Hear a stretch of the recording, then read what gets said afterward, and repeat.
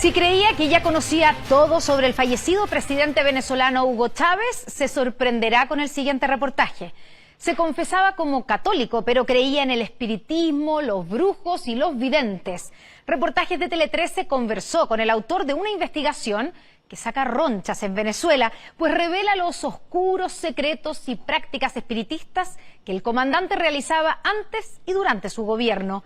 ¿Qué rituales acostumbraba a realizar? Todo eso y más en el informe de Joaquín Lavé y Florencia Vial.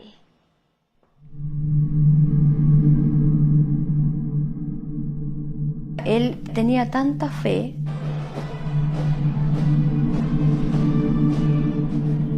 en la santería que para él todo lo solucionaba con esto.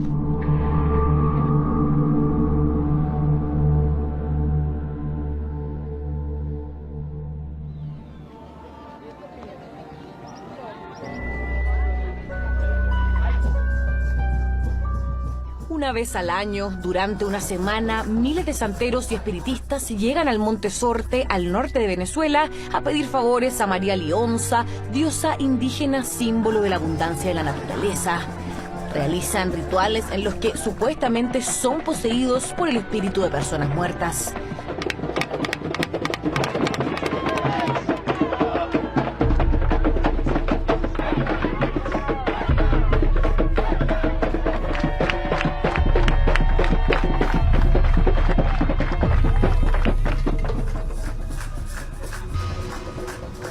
Culto en el que predomina el humo del tabaco, las velas, mucha agua ardiente y una mezcla de figuras de vírgenes, santos católicos y deidades africanas.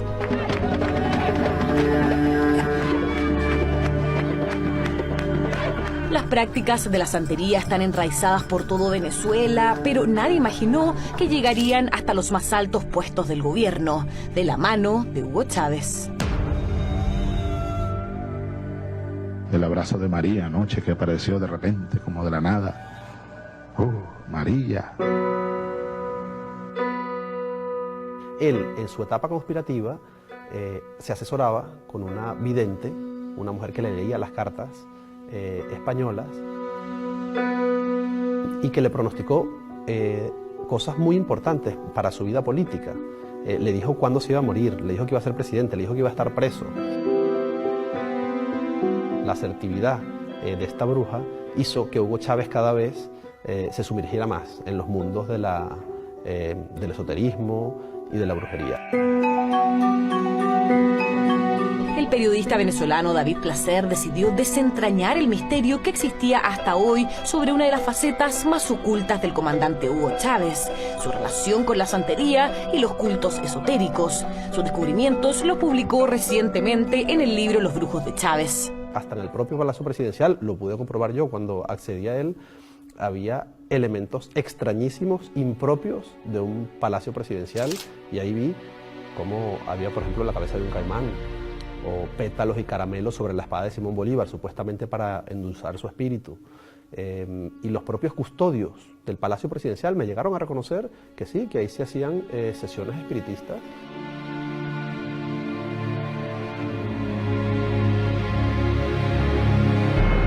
Militares en ejercicio, cercanos del comandante, ministros e incluso sus amantes confirman que Hugo Chávez no tomaba ninguna decisión importante sin visitar antes a su bruja de cabecera. ¡Viva Venezuela! ¡Viva grande!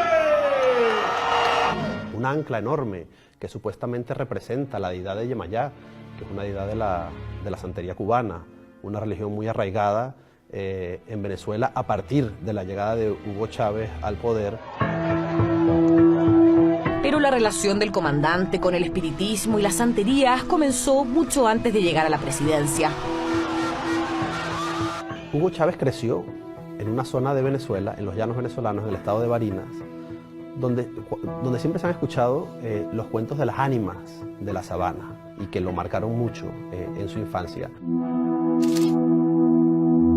Su primer contacto con el esoterismo fue durante un encuentro con Cristina Marxman, hermana de su amante Irma Marxman. Le leyó las cartas y vaticinó que moriría antes de los 60 años por una grave enfermedad.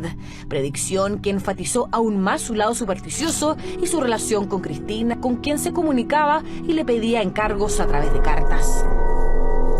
Querida Cristina, un abrazo grandote. Amiga mía, acudo a ti para presentarte al cabo primero José del Carmen Mejías, quien es uno de mis centauros de la muerte y presenta un problema serio. Yo sé que tú lo vas a ayudar. Mándame escrito lo que tú consideres del caso y lo que necesitas para tu trabajo. Te quiero mucho hasta el fin. Hugo Rafael. Cada vez que iba a viajar, cada vez que iba a reclutar a alguien, Hugo Chávez siempre iba corriendo donde Cristina para ver si debía viajar tal día, para ver si se debía entrevistar con tal persona. Y fue una vidente realmente que marcó la conspiración. De hecho, le llamaban la bruja de la conspiración. Estrecha relación que el periodista comprobó al contactar a la sobrina de la bruja de Chávez. Y mi tía Cristina era su guía, como él decía, y era su protectora, porque ella lo consultaba continuamente y le advertía de los peligros y de los sucesos que estaban por venirle, y él de ahí tomaba decisiones y de alguna u otra forma trazaba su día. Una mujer que lo conoció como político y como persona, que le adelantó el mayor temor del comandante. Mi tía le profetizó que no iba a llegar a los 60 años y que iba a morir en el poder. Creencias que aumentaron con los años, cada vez sumando más y diferentes rituales, a tal punto de tener altares en las oficinas de varios ministerios del gobierno. Según David Placer, el largo currículo de contactos de Chávez con el más allá incluía amuletos, charlas con el espíritu del libertador Simón Bolívar, visiones e incluso prácticas de la Ouija. Al menos 7 testimonios aseguran que Hugo Chávez dejaba una silla vacía en las reuniones previas a su primera campaña presidencial. Entonces siempre decía, bueno, esta es la silla que vamos a dejar para que baje el espíritu de Bolívar y nos ilumine. No pude evitar unas lágrimas cuando sentí la mano amorosa de mi madre y al mismo tiempo la mano de mi padre. Las dos manos, una me sobaba por aquí y otra por aquí. Dije, Dios, ¿hace cuánto yo no sentí estas dos manos al mismo tiempo? ¿Hace cuánto tiempo?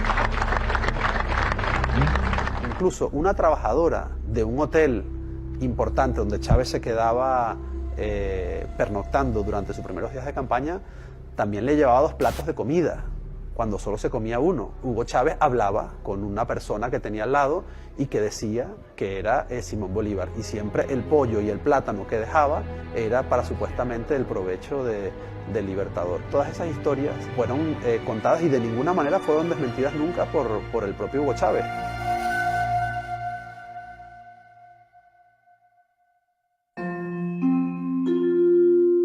Según el autor, las prácticas santeras surgen en el chavismo debido a la influencia de Fidel Castro, que aprovechó la superstición de Hugo Chávez para introducir santeros cubanos en todas las instituciones del Estado venezolano.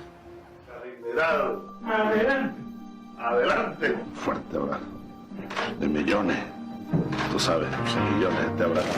Y esto me lo confirmó el propio Raúl Badú, el ministro de la Defensa. Él detectó dentro de la Fuerza Armada una red de espías babalaos que le informaban constantemente a Fidel Castro de todos los movimientos que ocurrían en Venezuela, no solo en la Fuerza Armada, sino también en las gobernaciones, en las empresas públicas y, por supuesto, en el entorno presidencial. Así, la figura del babalao, una especie de sacerdote o consultor espiritual, se volvió algo común en Venezuela. El doctor en sociología chileno Humberto Lagos así lo confirma. Él tenía a babalaos dentro de sus asesores y los estaba consultando de manera permanente para tomar las resoluciones políticas que él quería tomar.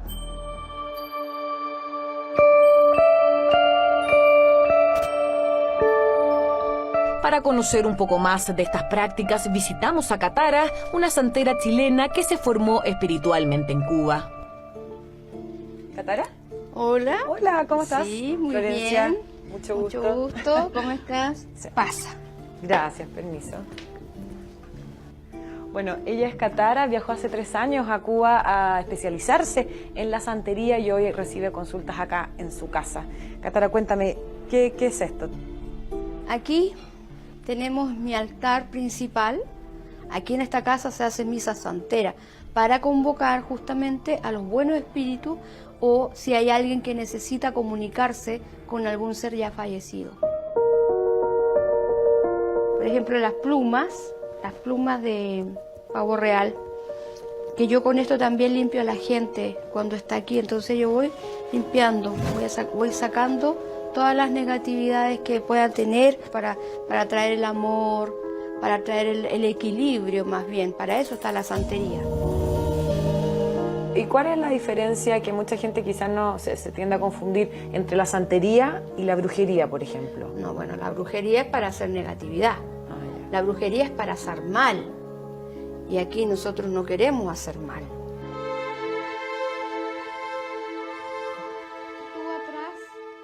Katara cuenta que a su casa llegan políticos, deportistas, creyentes y no creyentes, todos en busca de ayuda espiritual, algo así como una guía con el más allá. Aquí está Eshu Eleguá. ¿El qué? Eshu Eleguá. ¿Y por qué Y está en la puerta de representa la casa? porque allí es donde protegen los guerreros, para que te proteja de todas las negatividades. Con esta maraquita, ¿verdad? Tú pones así, Laro y Eshu Eleguá, y ahí le vas pidiendo, Bodeiculo, Aro, Ulo, Bobozón, Bulo, Lepelepi, Ulo, Tichaticha, Ulo, Umburuku, Ulo.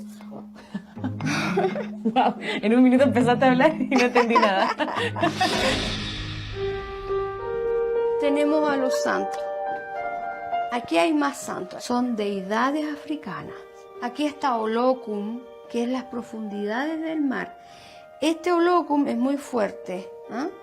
Yo intento, cuando le pido algo, es porque es muy importante, como para, ¿me entiendes? Como para no molestar mucho. Y Changó, que es el rey de Oyo. Él representa el rayo, el trueno. ¿Te fijas? La virilidad de los hombres. Por eso que en Cuba quieren ser todos hijos de Changó. ¿Con cuál se representaba más Hugo Chávez? Mira, yo creo que por el lado de él se representaba con Changó y con Changó es el gran hombre que todos quieren ser. Sí. El poderoso. También Ogún, porque como militar... Estas dos pistolas pertenecieron a Bolívar. Él iba con babalao, con santeras, con paleros, siempre se estaba consultando.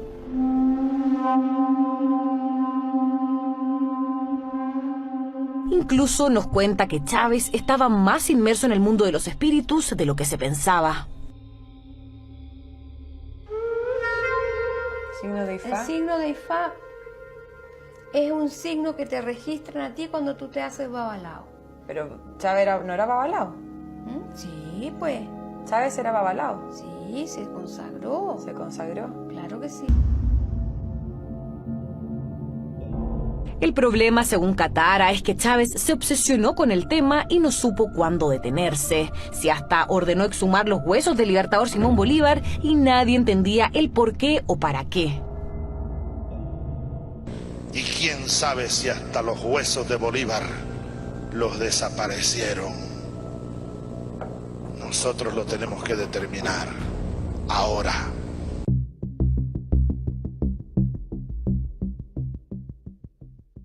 El día de la exhumación de Simón Bolívar ordenó una cadena presidencial de radio y televisión de madrugada en la cual estableció un diálogo místico ante los huesos del libertador que dejó patidifuso a medio país.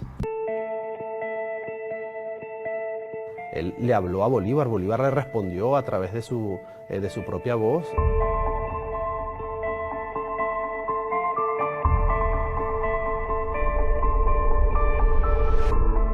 Mirando el cráneo, mirando el espacio donde estuvieron los ojos. Y un poco le pregunté en silencio, orando, aquella pregunta de Neruda, del gran Pablo Neruda. Le pregunté, Padre, ¿eres tú o no eres o quién eres? Y me respondió el mismo Neruda, desde el corazón, sí, soy yo. Pero despierto cada 100 años, cuando despierta el pueblo. Algo que muchos interpretaron, incluso el exministro de Defensa Raúl Baduel, que supuestamente se utilizó la exhumación como un ritual palero que, según esta creencia, Chávez habría utilizado uno de esos huesos para hacer un pacto con Bolívar para mantenerse en el poder. Al poco tiempo, 7 muertes repentinas de quienes participaron en el acto dieron fuerza a la popular frase "la maldición de Bolívar". 2 años después muere Hugo Chávez de cáncer y lo sucede Nicolás Maduro, quien no solo heredó el poder, sino que también las supersticiones y creencias del comandante. Pero en verdad, ustedes elijan a Nicolás Maduro como presidente de la República Bolivariana de Venezuela. Yo se los pido desde mi corazón.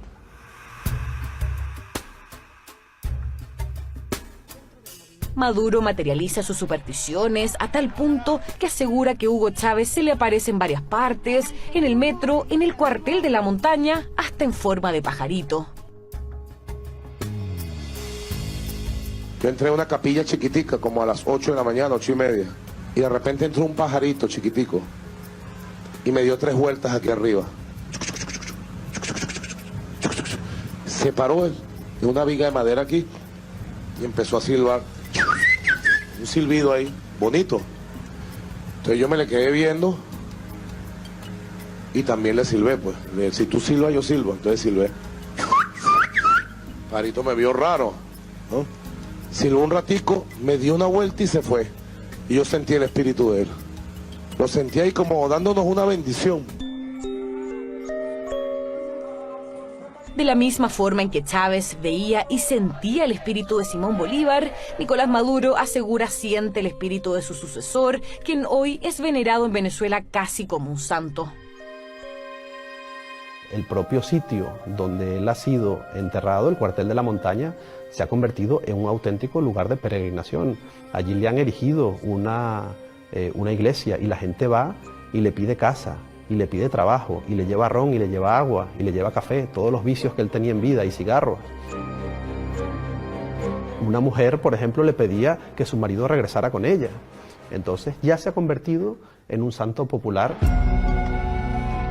El propio Tarek El Aissami, el segundo de Maduro, dice que Hugo Chávez los está vigilando.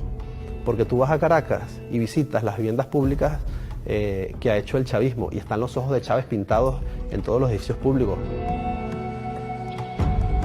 Pero la admiración es para los dos lados y los propios babalaos ahora también le rinden culto a Hugo Chávez. Según expertos, si en una sociedad la autoridad política plantea tener determinadas posturas religiosas y esas coinciden con la mayoría de la población, eso asienta al poder político porque la gente se siente interpretada. Chávez se presentaba como un verdadero chamán.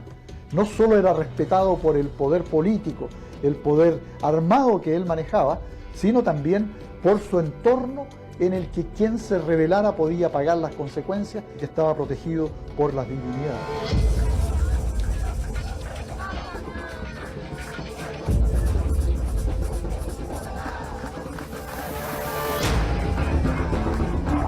Muchos de quienes practican hoy estos rituales lo hacen en busca de protección en un país sumido en una crisis económica y con una sociedad con los niveles de violencia más altos del mundo.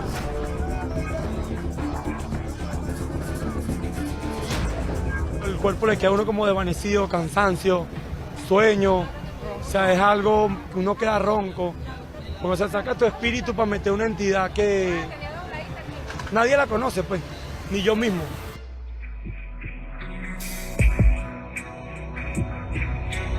Hemos tenido muy pocos presidentes, puede ser 3 o 4 que no han caído o que no tenían reconocida, de forma reconocida, de forma pública, un astrólogo, un vidente, un brujo que los asesoraba para la toma de decisiones.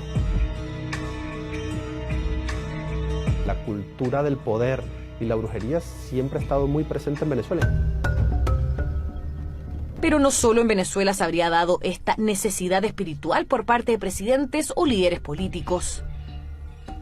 Por ejemplo, Mitterrand, el mismo Pinochet, tenía consultores de carácter espirituales que no eran parte de las tradiciones religiosas que confesaban.